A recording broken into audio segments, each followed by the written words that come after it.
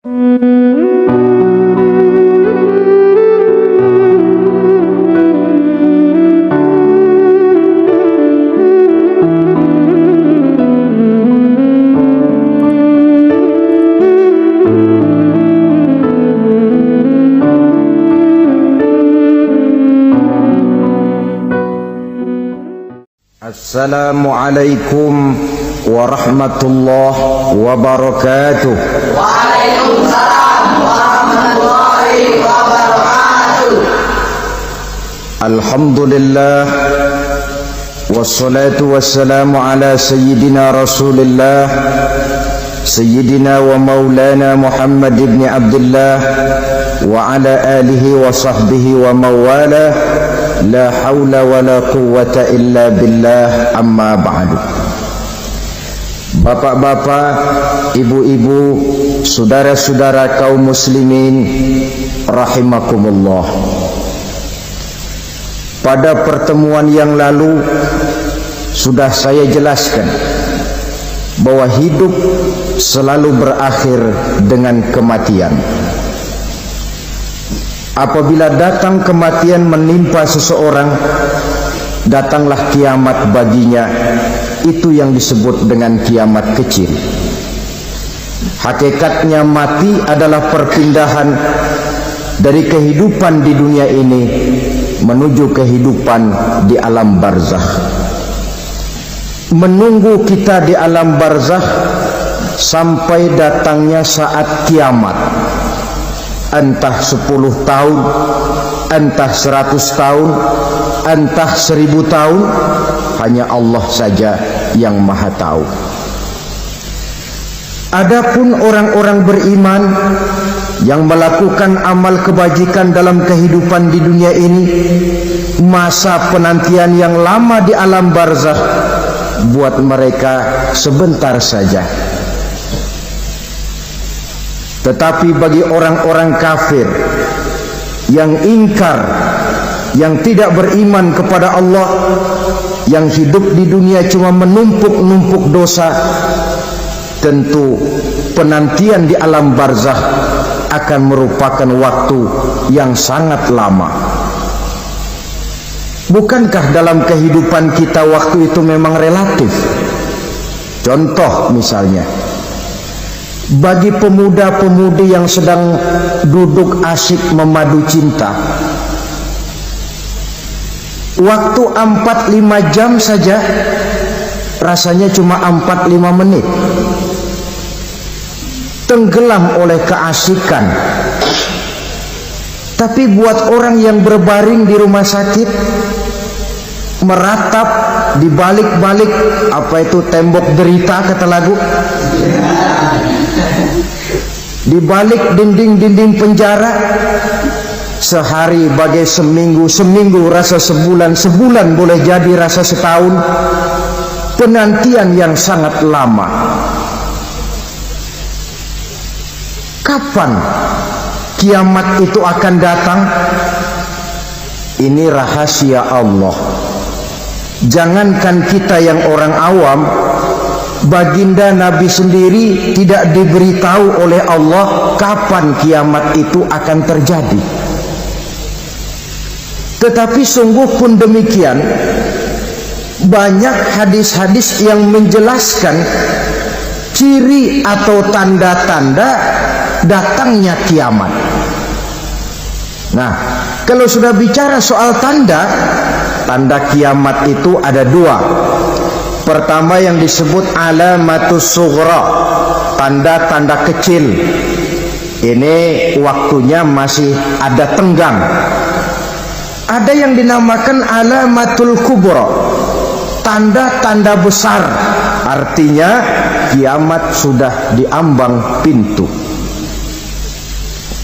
Apa tanda-tanda kecil dari datangnya hari kiamat itu?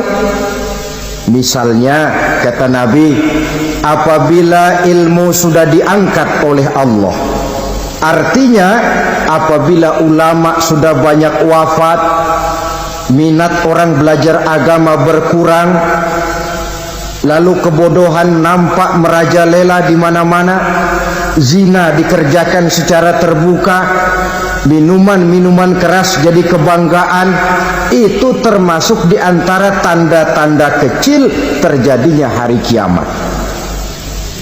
Apalagi misalnya iza waladatil ammatu rabbataha, apabila budak sudah melahirkan tuan. Apa maksudnya? Ada yang mentafsirkan apabila anak sudah bisa membudaki orang tuanya. Orang tua yang melahirkan dia, yang membesarkan dia, demi setelah si anak besar jadi orang berpangkat, bertitel, berharta, berkedudukan, jadilah orang tua itu budaknya. Sehingga sering dibilang kalau orang tua kaya, anak jadi raja. Tapi kalau anak yang kaya, orang tua sering jadi budak. Apalagi munculnya fitnah yang bergelombang, timbul perang antara dua bangsa yang besar, waktu berjalan terasa sangat pendek sekali. Itu merupakan tanda di antara tanda-tanda kiamat. Termasuk di dalamnya sulit membedakan mana laki, mana perempuan. Kan kalau tanda-tanda kayak begini sekarang sudah banyak kita lihat kan. Ulama banyak wafat, penggantinya sulit. Zina dikerjakan berterang-terangan, minuman keras jadi kebanggaan, banyak anak membudaki orang tuanya, sulit membedakan mana laki mana perempuan. Kadang-kadang dari belakang kita lihat perempuan bener, begitu kita colek nengok jenggotan.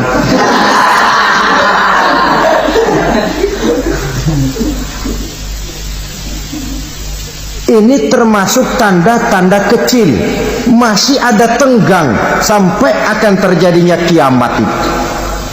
Nah, yang dimaksud dengan tanda-tanda besar, ini tanda besar artinya kiamat sudah di ambang pintu.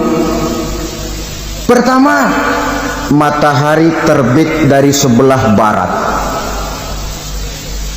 Apabila matahari sudah terbit dari arah sebelah barat, tertutuplah sudah pintu taubat. Bersabda Nabi kita, la taqumus sa'atu hatta tatlu'a syamsu min maghribiha. Tidak akan datang hari kiamat sampai matahari terbit dari arah sebelah barat. Fa iza tala'at, manakala matahari telah terbit dari arah sebelah barat, wara'ahan nasu, manusia banyak menyaksikan itu, amanu ajma'un, mereka pun lalu beriman. Yang tadinya kafir, yang tadinya ingkar, yang tadinya membangkang, setelah melihat matahari terbit dari sebelah barat, buru-buru beriman, berlomba-lomba mengucap dua kalimat syahadat. Tapi apa yang terjadi? Kata Nabi, wadzalika hina la yanfa'u nafsan imanuha lam takun amanat min qabl.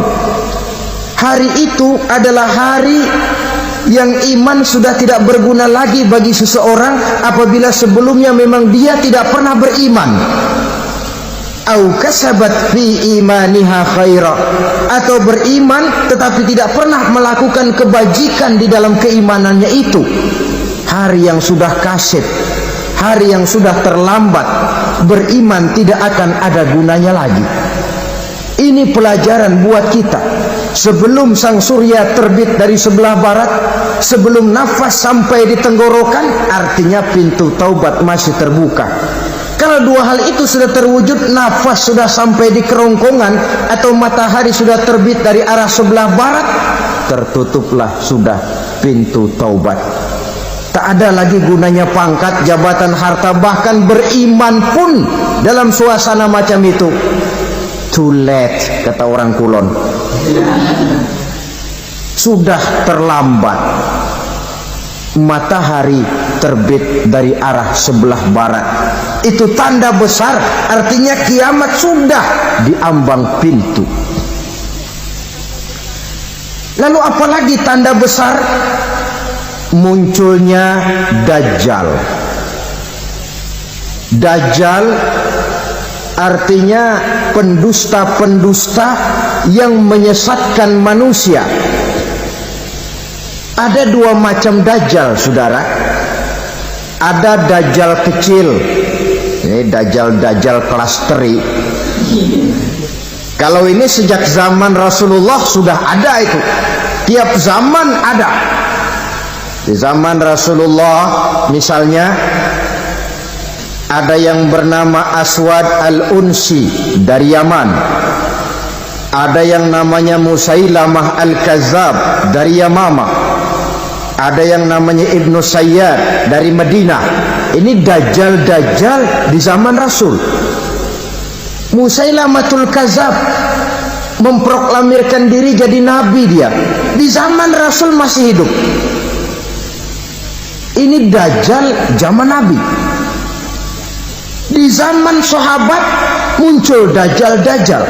Di zaman kita sekarang ini dajjal-dajjal pun gentayangan. Dajjal-dajjal kelas teri. Kerjanya mendustakan manusia, menyesatkan manusia, memalingkan manusia dari jalan yang benar dan diridhoi oleh Allah Subhanahu wa taala. Adapun yang merupakan tanda besar dari datangnya kiamat, dajjal-dajjal kelas kakap. Pembohong-pembohong besar yang menyesatkan masyarakat manusia berpaling dari jalan Allah mengikuti jalan mereka.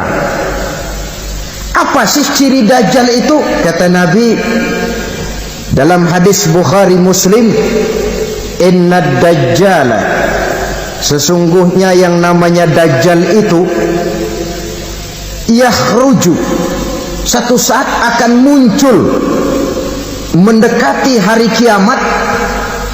Wa inna ma'ahu ma'an, si dajjal ini membawa air. Wa naran, dan juga membawa api. Dua simbol. Di tangan yang satu dia bawa air, di tangan yang satu dia bawa api. Wa ammal ladzi yarahu an-nasu ma'an fanarun, adapun yang orang banyak lihat air, hakikatnya adalah api. Yang dilihat api, hakikatnya adalah air. Oleh sebab itu, kalau api yang ditawarkan, ambillah air. Kalau air yang ditawarkan, pilihlah api. Maksudnya apa ini? Ini bahasa simbol, saudara-saudara. Dajjal bicaranya seolah-olah untuk kepentingan manusia, menawarkan surga. Surga yang dia tawarkan hakikatnya neraka. Hai manusia, kalau kau mau bahagia, jangan dekat-dekat dengan agama. Solat itu tidak efektif dan efisien, tidak produktif dari segi ekonomi itu. Menghadiri majelis taklim cuma buang-buang waktu. Tahajud, tasbih, tahlil, baca Quran, apa itu? Pekerjaan mubazir saja. Hidup ini cuma sekali, masa yang cuma sekali, manfaatkan dengan sebaik-baiknya. Mumpung, dibawanya sifat mumpung tetapi dalam pengertian yang sangat negatif. Bicaranya seolah-olah untuk kepentingan manusia, tetapi sebenarnya menjerumuskan manusia. Menawarkan air tapi sebenarnya api, menawarkan api tapi hakikatnya air. Buat apa kamu sholat? Buat apa kamu bayar zakat? Buat apa kamu puasa? Surga yang dicanangkan dajjal hakikatnya neraka. Neraka yang digambarkan dajjal pada dasarnya adalah surga. Jadi memutarbalikkan fakta itu kerjaan dajjal.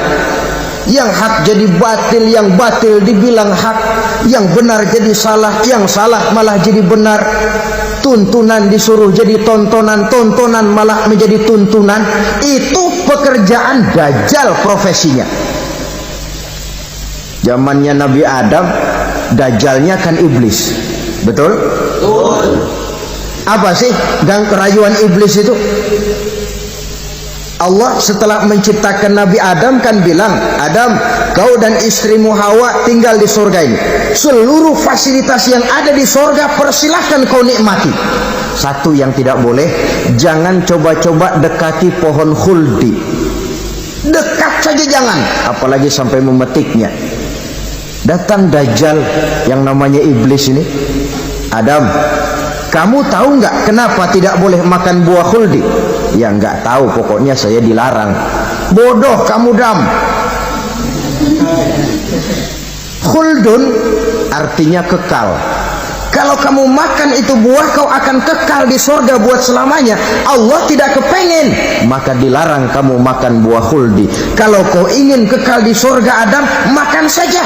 Saya bicara begini ini untuk kepentingan kamu, Adam. Ini kan ciri-ciri Dajjal.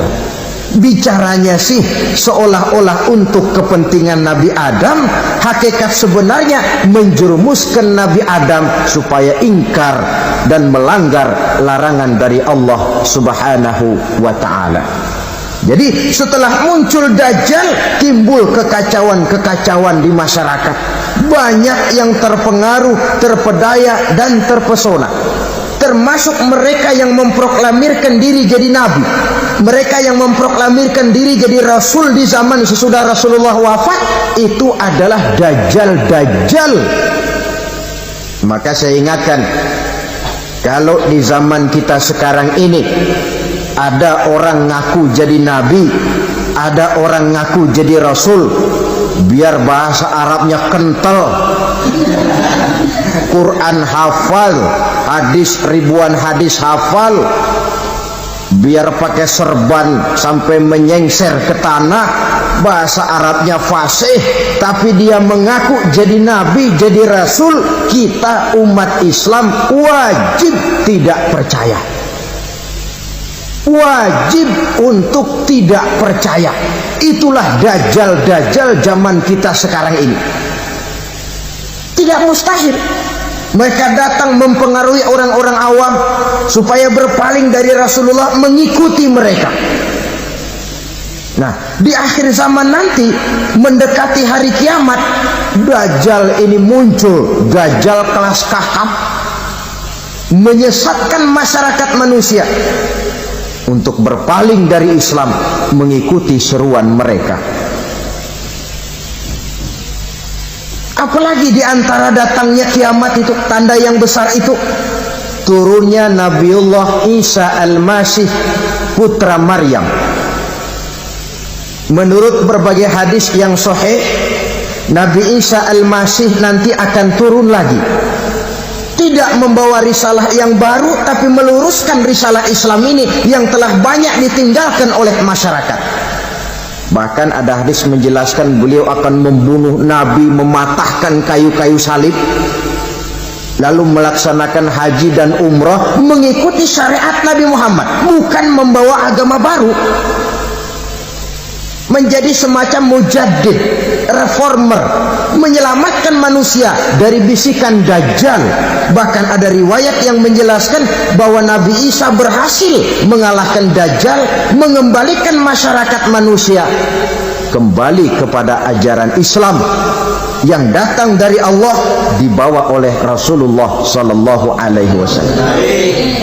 Dengan kata lain, turunnya Nabi Isa bukan sebagai nabi dan rasul baru, tetapi mengikuti syariat Nabi kita Muhammad sallallahu alaihi wasallam.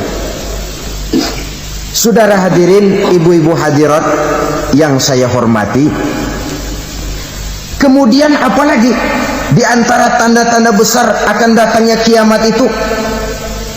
Keluarnya asap atau awan. Kata Nabi, inna min asrati sa'ah dukhanan yamla'u ma bainal masyriqi wal maghrib. Di antara tanda-tanda kiamat, munculnya awan atau asap yang memenuhi antara langit dan bumi.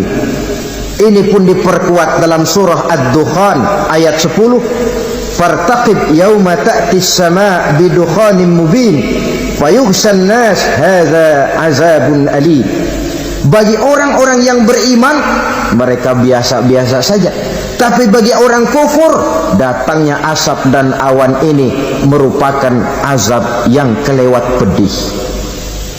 Barangkali sedikit mendekati gambaran tentang azab yang pedih ini, saya ingatkan alam pikiran kita kepada peristiwa yang belum lama terjadi. Pernah dengar berita bocornya reaktor nuklir di Chernobyl, Uni Soviet. Pernah dengar? Bocornya reaktor nuklir di Chernobyl yang mengakibatkan ratusan bahkan sangat mungkin ribuan nyawa. Cuma satu reaktor. Bagaimana kalau seluruh cadangan nuklir yang dimiliki oleh para negara adikuasa ini diledakkan? Bahkan yang konon menurut catatan, cadangan nuklir yang dimiliki bersama oleh Amerika dan Rusia sekarang ini sudah sanggup memusnahkan 6 miliar manusia, 1,5 kali lebih banyak dari jumlah manusia yang nongkrong di permukaan bumi ini. Saudara-saudara hadirin yang saya hormati, lalu saat mendekati hari kiamat, apalagi tandanya? Setelah Nabi Isa wafat, pada saat turunnya yang kedua kali, lalu Allah meniupkan angin sejuk. Semua orang-orang beriman, orang-orang baik wafat, sehingga penghuni bumi ini cuma tinggal lagi terdiri dari orang-orang kafir. Tidak ada lagi di bumi ini yang bisa mengucapkan Allah. Sehingga dalam hadis qudsi itu ada keterangan, innallaha azza wa jalla yaqulu li Israfil. Allah pernah pesan kepada malaikat Israfil, kata Allah, Israfil, iza sami'ta qailan yaqul Allah Allah fa akhirin nafah 40 sanatan ikraman liqailiha.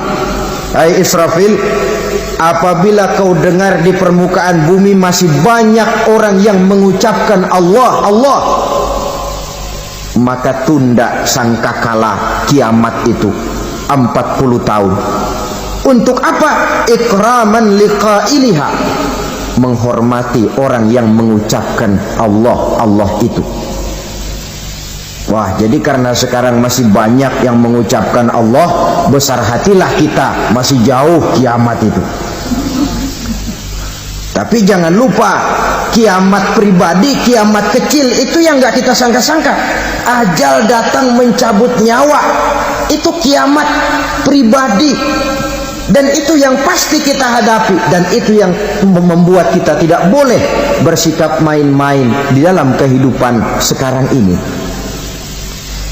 Saudara hadirin yang saya hormati, tidak ada lagi orang-orang muslim. Seluruh penduduk dunia ini kafir. Lalu terciptalah struktur sosial yang berlandaskan prinsip hidup semau gue. Bakal terjadilah prinsip di mana yang kaya menyantap yang miskin, yang kuat menindas yang lemah. Hidup sudah bagaikan di rimba belantara, berlaku hukum rimba. Siapa yang kuat dia yang menang, siapa yang lemah menjadi mangsa. Timbul kekacauan, maksiat merajalela, munkarat menjadi-jadi, sehingga isi bumi ini penuh dengan segala macam perbuatan dosa. Tidak ada perlunya lagi alam diperpanjang temponya. Datang saat yang sudah dijanjikan oleh Allah Azza wa Jalla, maka terjadilah yang disebut kiamat kubra, kiamat besar, kiamat hancur-hancuran. Bagaimana kejadian ini dimulai? Dalam surah Az-Zumar ayat 68, Allah Subhanahu wa taala berfirman, wa nufikha fis suri fasa'iqa man fis samawati wa man fil ardi illa man sya'allahu. Maka manakala ditiuplah sangkakala, terkejutlah seluruh yang ada di langit dan seluruh yang ada di bumi. Bila saat kiamat datang, Allah perintah malaikat Israfil, Israfil, tiup sangkakalamu. Ditiuplah sangkakala oleh malaikat Israfil. Yang akibat daripada tiupan itu, seluruh yang ada di langit, seluruh yang ada di permukaan bumi terkejut. Yang ada di langit siapa? Malaikat kan. Bayangin aja kalau malaikat kaget, apalagi kita. Terkejut seluruh makhluk yang ada di bumi, yang ada di langit mendengar suara sangkakala itu. Bunyinya tidak sanggup kita bayangkan dahsyatnya. Ledakan nuklir, ledakan neutron, belum apa-apa ketimbang bunyi sangkakala malaikat Israfil ini. Nah, lalu mendengar bunyi sangkakala ini, gemparlah makhluk, kacaulah alam. Bumi gempa, planet-planet bertabrakan, gunung meletus, air laut tumpah ke darat, angin topan bertiup, halilintar menyambar. Lalu semua yang bernama hidup mati total. Mati bareng tanpa persiapan. La haula wala quwata illa billah. Saya kadang-kadang dalam tafakur bermohon, ya Allah, mudah-mudahan saya enggak nemuin kiamat beneran. Ngeri. Tidak bisa kita bayangkan macam apa suasana seperti itu. Allah saja banyak memberikan gambaran, misalnya Al-Qari'ah, wa mal qari'ah, wa ma adraka mal qari'ah. Kejadian yang menggemparkan. Tahukah kamu apa kejadian yang menggemparkan itu? Yauma yakunun nasu kal farasil mabsus wa takunul jibalu kal ihnil manfus. Pada saat itu manusia berterbangan bagai kupu-kupu, gunung berterbangan seperti kapas ditiup angin. Gunung saja macam kapas, konon lagi manusia. Kematian total, mulai semut sampai gajah mati, jin mati, iblis mati, malaikat mati. Malaikat saja mati. Saudara hadirin yang saya hormati, kematian total yang tanpa persiapan. Orang bilang, Pak, kalau mati bareng begitu yang repot malaikat maut dong ya.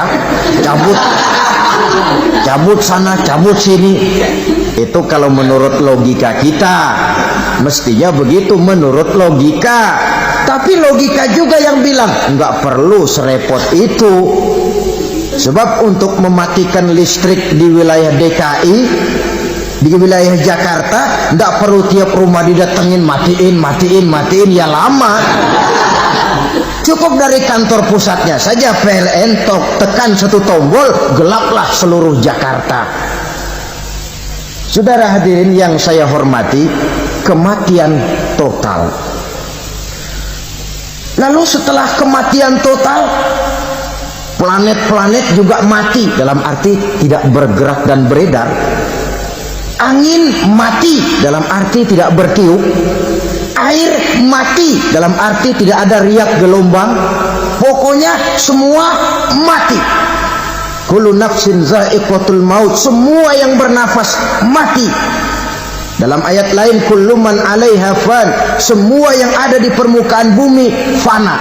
Yang kekal cuma Allah Subhanahu wa ta'ala. Yang paling belakang mati malaikat maut dan malaikat Israfil. Tapi mati juga sesuai dengan janji Allah. Menurut hadis Bukhari Muslim dari Abi Hurairah, masa tenggang waktu antara kematian total pada tiupan sangkakala pertama dengan proses kebangkitan pada tiupan sangkakala kedua 40 lamanya. Tidak dijelaskan oleh Abi Hurairah 40 jam, apa 40 hari, apa 40 tahun. Hadis-hadis cuma menyebutkan 40 saja. Sunyi alam, yang tinggal cuma Allah saja lagi. Ketika itu Allah berseru-seru, katanya, limanil mulkul yauma. Siapa para penguasa hari ini? Mana itu raja-raja dan penguasa yang dulu mengaku jadi Tuhan? Fir'aun. Mana Fir'aun sekarang? Yang dulu jadi raja, merasa berhasil, sombong, lalu tidak mau turun-turun dari kekuasaannya, sampai kepada puncak kekurang ajarannya mengangkat diri jadi Tuhan. Mana itu Fir'aun? Namrus. Mana sekarang Namrus? La ilaha illa ana. Ternyata tidak ada Tuhan lain selain daripada aku, kata Allah. Proses kemudian, saudara-saudara, turunlah hujan dari langit. 40 lamanya hujan itu. Tidak jelas juga 40 jam apa 40 hari. Setelah air turun membasahi, datanglah tiupan sangkakala yang kedua. Semua yang bernama mati bangkit dari kuburnya masing-masing. Ini yang disebut Yaumul Ba'thi, hari kebangkitan. Allahu Akbar. Pada saat kita bangkit dari kubur kita masing-masing, kumpul di padang mahsyar namanya. Bayangin aja, saya sendiri nggak sanggup bayangin. Manusia sejak zaman Adam sampai zaman kiamat kumpul bareng di tempat sama. Berapa banyaknya itu?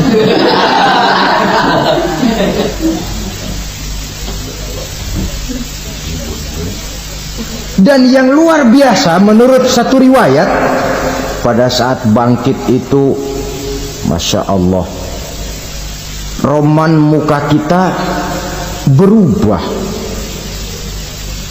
disesuaikan dengan amalan kita waktu di dunia ini. Barang siapa yang waktu di dunia amalannya itu amalan tikus, di akhirat nanti dia bangkit dari kubur, mukanya seperti muka tikus. Gagah betul badannya, tapi mukanya seperti tikus. Kenapa? Amalannya waktu di dunia seperti amalan tikus. Apa amalan tikus itu? Suka ngegeragoti barang yang sudah disimpan rapi-rapi. Orang sudah simpan uang rapi-rapi, simpan perhiasan rapi-rapi, digeragoti oleh tikus. Maling-maling, pencoleng-pencoleng, koruptor-koruptor, itu nanti di akhirat nanti kita lihat mukanya seperti muka tikus. Oh, ini waktu di dunia suka nyolong, mukanya seperti muka tikus. Barang siapa yang waktu di dunia ini amalannya itu amalan macan, dia akan bangkit nanti mukanya seperti muka macan. Apa amalan macan? Macan itu amalannya menang-menangan. Orang yang mau menang saja, nggak mau mengalah. Coba lihat di hutan. Kenal hutan nggak? Di hutan, raja hutan di mana-mana pasti macan. Betul kan? Betul. Padahal hutan belum pernah bikin pemilihan umum. Tapi macan tidak peduli ada pemilihan umum apa tidak, pokok saya raja. Sebab apa? Macan jadi raja itu bukan karena benar, tapi karena kuat jadi raja. Setelah dia jadi raja, rakyat hutan yang mesti dilindungi malah dimakan oleh raja macan. Kambing rakyat hutan dimakan oleh macan. Ayam rakyat hutan dimakan oleh macan. Itu nanti kita lihat di akhirat itu mukanya seperti muka macan, gagah betul. Lalu barang siapa yang di dunia ini amalannya itu seperti amalan anjing, nanti dia punya muka seperti muka anjing. Apa amalan anjing? Pertama, anjing itu kalau disuruh jaga rumah, dia tidak bisa membedakan mana maling, mana tamu. Biar yang datang maling, kalau bawa tulang, anjing kalem. Yang kedua, anjing itu akan setia kepada siapa saja yang memberinya roti. Siapa yang memberinya roti, itulah majikannya. Apa kata majikannya, pasti dia laksanakan. Soal benar atau salah, dia tidak peduli. Setelah anjing dapat roti, dia tidak punya pilihan lain kecuali bilang, abdi mah kumaha juragan wae ayeuna mah.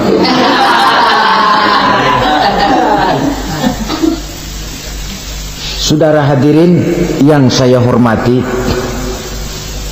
berkumpul di padang mahsyar, tiap orang sibuk dengan persoalannya masing-masing. Matahari waktu itu didekatkan oleh Allah, panas luar biasa. Ada yang saking panasnya itu mencucurkan peluh keringat sampai sebatas mata kakinya. Ada yang keringatnya sampai sedengkulnya, ada yang keringatnya sampai sepusatnya, ada yang keringatnya mengalir sampai sebahunya, ada yang kelelap oleh keringatnya sendiri, sementara orang di sampingnya nggak apa-apa. Bergantung lagi amalan dia waktu di dunia ini. Saudara-saudara, sebagian orang dalam kepanikan padang mahsyar berombong-rombong datang mereka menghadap Nabi Adam. Ya Adam, anta abal bashar. Hai Adam, Tuhan adalah bapak moyang manusia. Kami sebentar lagi akan disidang, dimintakan pertanggungan jawab. Tolonglah kami, hai Adam. Kata Nabi Adam, jangankan nolongin sampean, saya sendiri tanggung jawab di hadapan Allah. Ketika dulu tidak boleh makan khuldi, saya serobot. Sudahlah, urus diri masing-masing saja, nafsi. Begitu kata Nabi Nuh, begitu kata Nabi Ibrahim.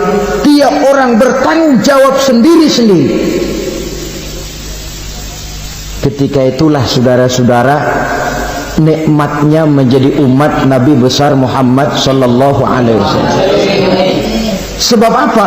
Walaupun menurut abjad kita ini umat paling belakang, paling belakang kita ini toh, karena Nabi Muhammad adalah Nabi akhir, tapi akan dihisap lebih dulu, lewat di atas sirat lebih dulu, masuk surga lebih dahulu ketimbang umat-umat belakangan. Ketika Rasul mendekati ajal, beliau tanyakan itu kepada malaikat Jibril. Malaikat Jibril berkata, Muhammad, jangan khawatir, Allah sudah berjanji, inni haramtul jannata ala sairil anbiya hatta tadkhulaha anta wa haramtuha ala sairil umami hatta tadkhulaha ummatuka. Surga aku haramkan buat seluruh nabi kecuali kalau engkau Muhammad sudah masuk ke dalamnya, dan surga aku haramkan buat seluruh umat kecuali kalau umatmu Muhammad sudah masuk ke dalamnya. Logikanya, walaupun menurut abjad kita umat paling belakang, bakal dihisab paling dulu, lewat di atas sirat paling dulu, masuk surga paling dulu, kalau mampir ke neraka juga paling ya resiko. Jangan mau enaknya aja paling dulu.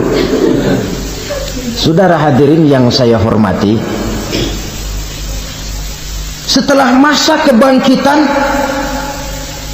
itu jangan dikira begitu bangkit langsung diperiksa.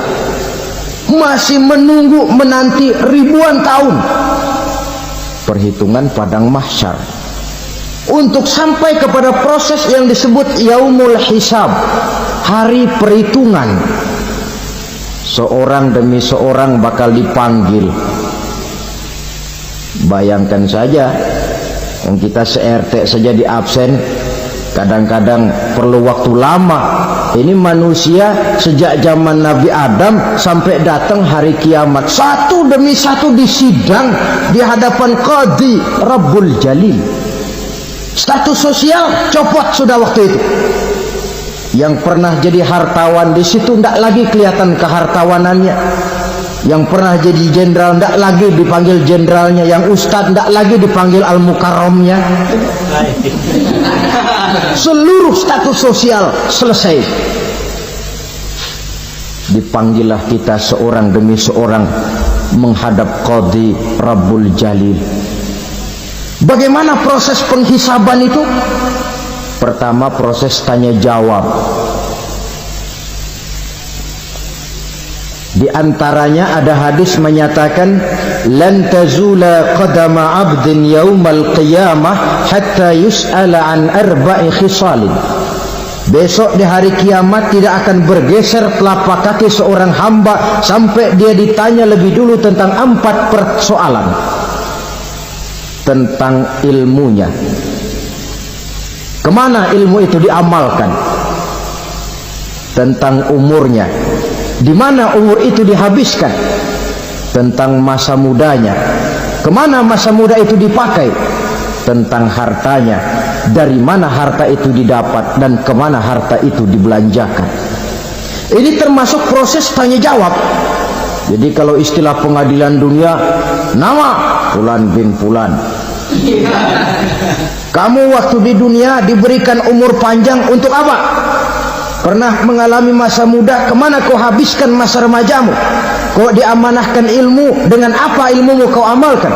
Kau diberikan harta, dari mana harta kau dapat, kemana kau belanjakan? Tak seorang pun yang bisa mungkir.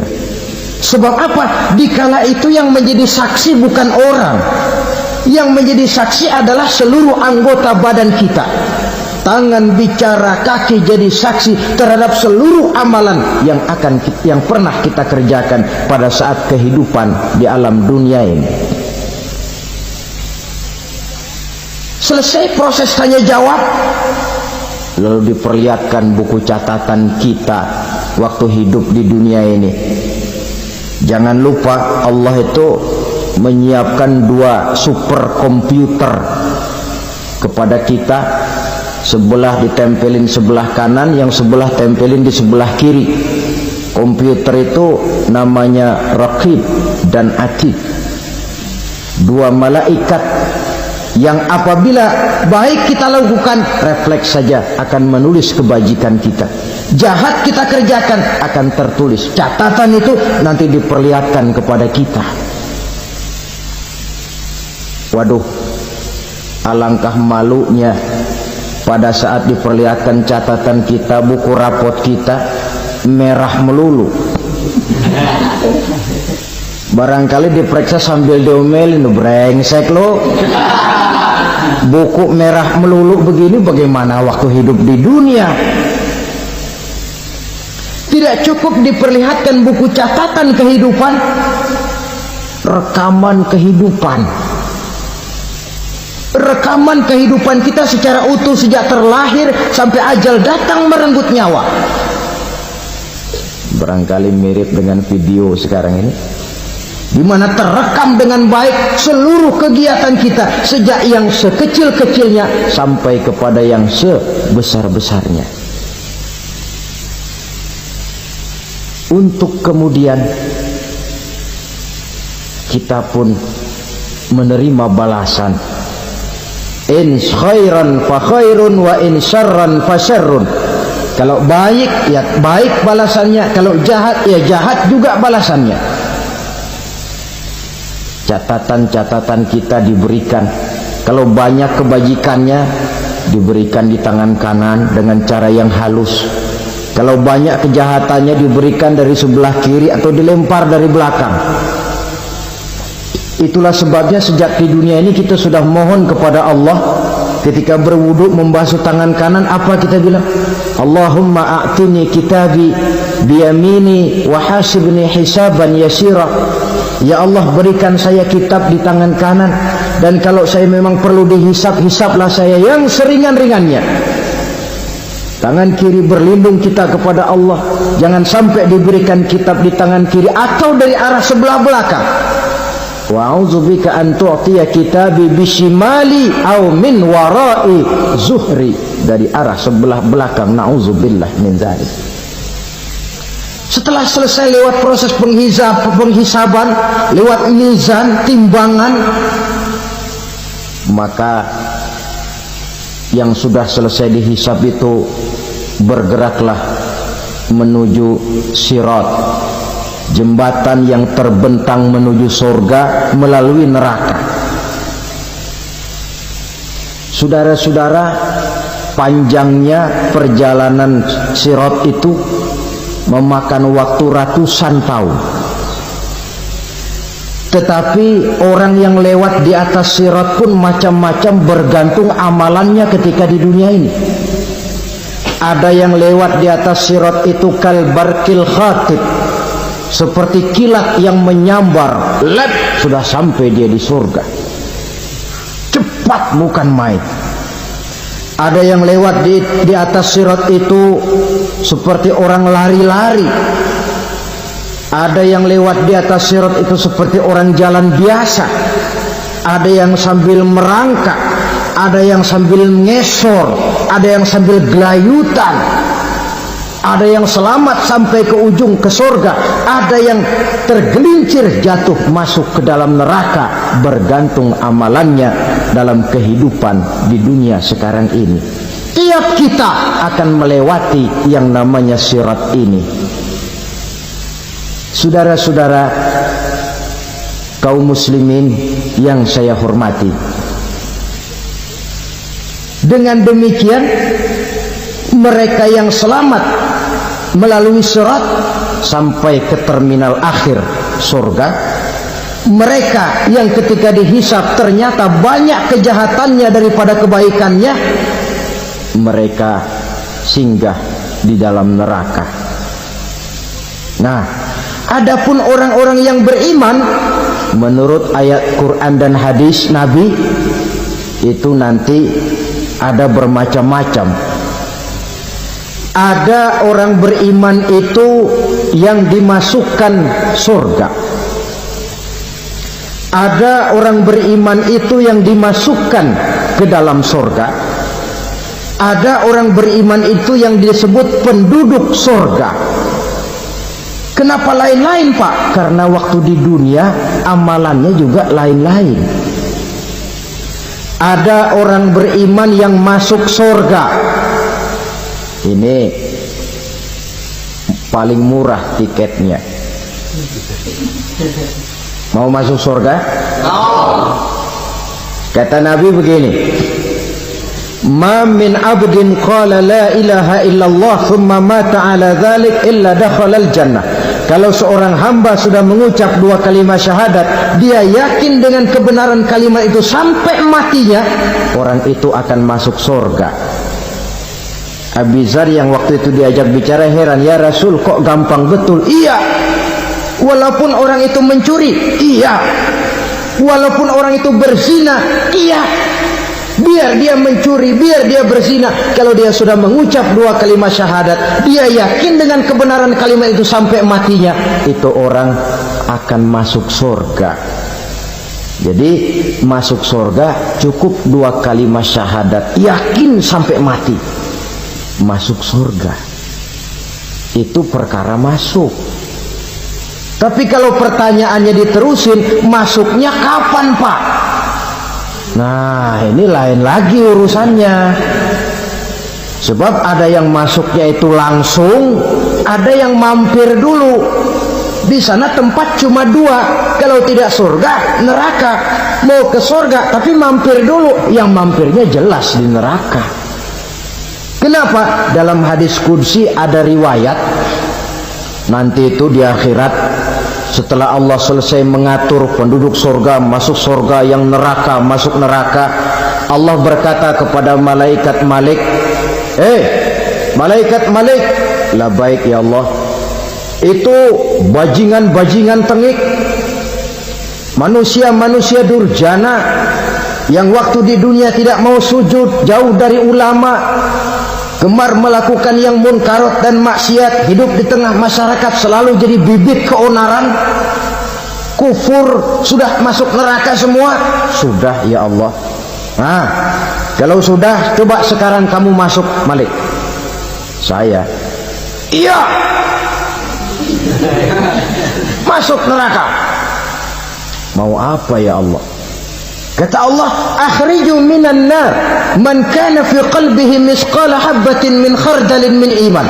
Kau masuk neraka, cari di dalam neraka orang-orang yang ada imannya walaupun kecil sebesar biji zarah, angkat mereka keluar. Masuk malaikat Malik ke neraka, cari orang yang ada imannya, korek-korek. Ya repot, udah pada gosong. Yang ada imannya diangkat ke atas, yang ada imannya diangkat ke atas, lalu dimandikan di Nahrul Hayat, namanya sungai kehidupan di akhirat nanti. Cakep lagi rupanya, bersih lagi wajahnya, apel di hadapan Allah. Kata Allah, bagaimana mas? Kapok nggak sampean? Kapok ya Allah. Nah, kalau kapok, idhab fadkhulil jannah, pergi masuk surga sana. Berangkat mereka ke surga, ketemu sama teman-temannya yang udah sampai lebih dulu, yang nggak pakai mampir lagi. Terjadi dialog. Kata teman-temannya yang udah pada nyampe duluan, mas, iya, emang baru sampai? Saya baru sampai. Memang mampir di mana dulu mas? Kita sudah lama sampai di surga. Saudara buka surah Al-Muddatsir ayat 34-35. Ma salakakum fis saqar? Kenapa kamu mampir di neraka Saqar? Qalu lam naku minal musallin. Mereka menjawab, kami mampir di neraka Saqar mas, gara-gara dulunya kami waktu di dunia tidak pernah sholat. Tidak pernah sholat? Tidak pernah. Karena rumahnya dekat masjid. Cuma dekat doang mas. Sholat mah enggak saya. Enggak pernah ngasih makan fakir miskin. Enggak pernah hadir di majelis taklim. Pendeknya enggak pernah melakukan kebajikan. Maka saya pun mampir di neraka Saqar. Untung betul saya punya iman mas, sedikit. Waktu hidup di dunia dulu saya pernah mengucap 2 kalimat syahadat. Sekali-kalinya waktu mau kawin. Masya Allah. Untung saja kawin. Kalau nggak kawin polos.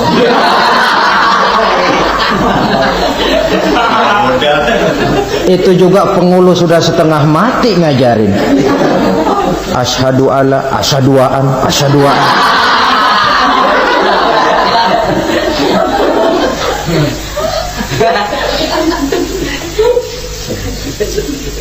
Ini namanya masuk surga, ada mampir dulu. Ada pula orang mukmin itu yang dimasukkan surga. Namanya dimasukkan kan terima beres. Saya masuk ke rumah, jalan sendiri, cari tempat sendiri. Saya dimasukkan ke dalam rumah, terima beres. Pokok ada di dalam, itu dimasukkan namanya. Nggak pakai mampir. Tapi tentu tiketnya lebih mahal ketimbang yang pertama tadi. Apa kata Allah? Innal ladzina amanu wa amilus salihat la ukaffiranna anhum sayyi'atihim wa la udkhilannahum jannah.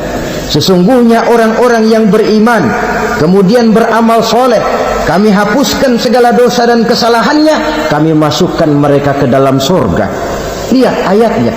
Allah yang memasukkan, kita yang dimasukkan. Tidak pakai transit, tidak usah mampir. Cuma tidak cukup syahadat, tidak cukup amanu, tapi diiringi dengan wa'amilus salih. Iman, amal. Tidak cukup syahadat, lalu dibuktikan dia sholat, dia zakat, puasa, lalu dia melakukan berbagai macam kebajikan. Ini yang menyebabkan dia tidak pakai mampir di tempat yang bernama Saqar. Lalu ada pula orang mukmin itu yang disebut penduduk surga. Wah, ini sudah VIP ini.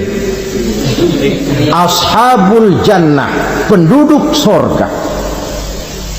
Siapa mereka? Kata Allah, innal ladzina amanu summa istaqamu fala khaufun 'alaihim wala hum yahzanun ulaika ashabul jannah hum fiha khalidun. Sesungguhnya orang-orang yang beriman lalu istiqamah tetap dalam melaksanakan perintah Allah, tidak goyah, tidak labil tapi stabil, istiqamah, mereka tidak takut dan tidak bersedih hati, merekalah penduduk surga. Iman istiqamah. Tidak punya duit sembahyang, banyak duit sembahyang, miskin sembahyang, kaya tetap sembahyang, istiqomah. Kadang orang kalau susah rajin ke masjid, banyak duitnya ngelihat masjid melengos. Itu yang dibilang waktu miskin hamba Allah, setelah kaya jadi hamba harta. Bergeser, tidak ada nilai istiqomahnya. Saudara-saudara, dengan begitu penduduk neraka itu dua. Ada penduduk permanen, ada penduduk yang semi permanen. Yang semi permanen orang-orang beriman yang mempunyai dosa besar. Mereka masuk ke neraka untuk menerima azab sesuai dengan dosanya. Bila selesai masa azab itu, mereka akan diangkat untuk ditempatkan kembali ke dalam surganya Allah Subhanahu wa ta'ala. Nah, dikala itulah saudara-saudara ada yang disebut syafaat dari Rasulullah sallallahu alaihi wasallam. Tapi tentu jangan lupa syafaat ini ibarat kain menambal dia. Kita punya kain bolong-bolong sedikit, syafaat yang menambal. Solat kita ada kurang dikit, sedekah kita ada campur riya dikit, amalan kita ada tidak karena Allah dikit, kita berharap syafaat. Jadi biarlah kain masih bolong-bolong, yang penting punya kain. Tapi kalau kainnya tidak ada, yang ditambal apanya? Sholat tidak, puasa tidak, zakat tidak, berharap syafaat saja, ya, terlalu berlebihan itu. Saudara hadirin yang saya hormati, apabila selesai proses penghisaban, proses penghitungan, maka dikala itulah manusia terbagi dalam dua kelompok besar. Fariqun fil jannah wa fariqun fis sa'ir. Sekelompok orang-orang beruntung yang masuk ke dalam surga, dan sekelompok lagi masuk ke dalam neraka. Akan memakan waktu untuk menceritakan sifat surga dan neraka, tapi insya Allah pada kesempatan pertemuan lain saya sampaikan. Namun sebagai gambaran umum cukuplah saya sampaikan sebuah hadis qudsi. Allah jelaskan, a'dadtu li'ibadiyas salihin ma la 'ainun ra'at wa la uzunun sami'at wa la khatara fi qalbil bashar. Aku sediakan buat hamba-hambaku yang soleh, yang tidak pernah terlihat oleh mata, tidak pernah terdengar oleh telinga, dan belum pernah terdetik dalam hati manusia. Jadi kenikmatan surga belum pernah dilihat mata, belum pernah didengar telinga, belum pernah terdetik dalam hati. Pedihnya azab neraka belum pernah terlihat mata, belum pernah terdengar telinga, belum pernah terdetik dalam hati. Saudara hadirin yang saya hormati, oleh karena itu sebagai uraian akhir daripada kiamat ini, marilah sama-sama kita memanfaatkan hidup dengan sebaik-baiknya supaya jangan timbul penyesalan di hari kemudian nanti. Mudah-mudahan kita seluruhnya diselamatkan Allah dari azab neraka dan mendapat surga dan ridhonya. Sekian dan demikianlah pertemuan kita kali ini. Terima kasih banyak atas segala perhatian. Mohon maaf atas segala kekurangan. Usikum wa nafsi bitaqwallah. Wassalamualaikum warahmatullahi wabarakatuh.